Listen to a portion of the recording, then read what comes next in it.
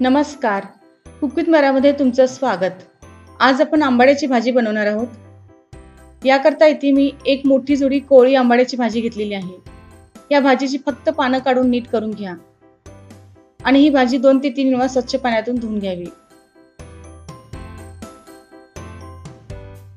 कुकरच्या भांड्यात धुतलेली भाजी काढून याच्यात साधारण 1.5 ग्लास पाणी ओतून कुकरच्या 2 शिट्ट्या घ्याव्यात.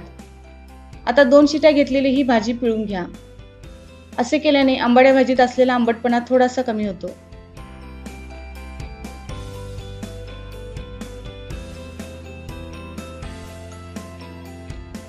आता फोडणी करता लागेल अर्धी वाटी हरभरा डाळ, अर्धी वाटी तांदूळ. हे दोन्ही एकत्र 4 तास पाण्यात भिजवून आपण वापरणार आहोत. याचबरोबर लागेल 1 लहान वाटी जाडसर कुटलेले कच्चे शेंगदाणे, 8 ते 10 ठेचलेल्या लसणाच्या पाकळ्या, 4 ते 5 हिरव्या मिरच्या बारीक कट केलेल्या, अर्धा लहान चमचा भाजलेल्या जिऱ्याचा जाडसर कूट, अर्धा चमचा हळद पावडर आणि पाव चमचा हिंग. आधी एका जाड बुडाच्या भांड्यात थोडे तेल गरम करून घ्या. यात लसूण मिरची टाकून छान परतून घ्या. लसूण थोडी ब्राऊन झाल्यानंतर याच्यात हिंग, हळद टाकून नीट परतून घ्या. लगेचच याच्यात उकडून पिळलेली आंबाड्याची भाजी टाकावी.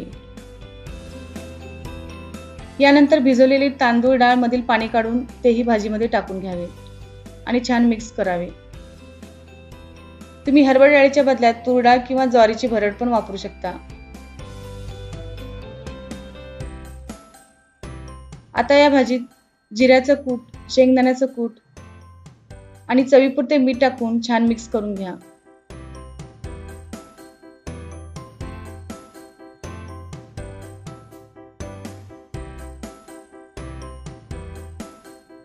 याच्यात 1.5 वाटी पाणी टाकून घ्या.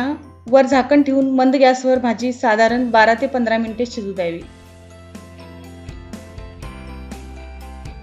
आता 12 ते 15 मिनिटांनंतर तुम्ही पाहू शकताय भाजी छान शिजलेली आहे.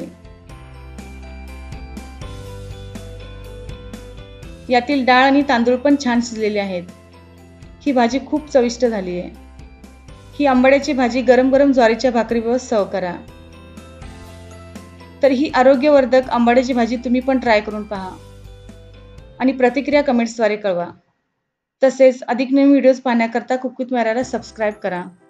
धन्यवाद.